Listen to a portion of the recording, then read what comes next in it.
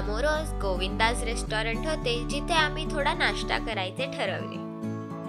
इथे सात्विक अन्न अगदी कमी दरात उपलब्ध आहे.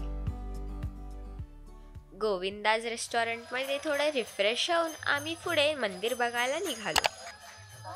कुठे आहेस तू?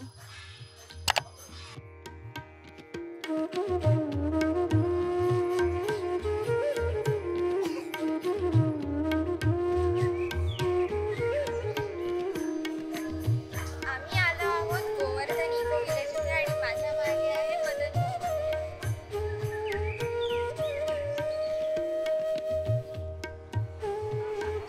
माझ्या मागे आहे वृंदावन फॉरेस्ट आणि आता आम्ही तिथे फिरायला जातो. गोवर्धन इको विलेज हे महाराष्ट्रातील पालघर जिल्ह्यातील वाडा तालुक्यातील गलतरे गावात वसलेले एक अनोखे आध्यात्मिक आणि पर्यावरणस्नेही गाव आहे.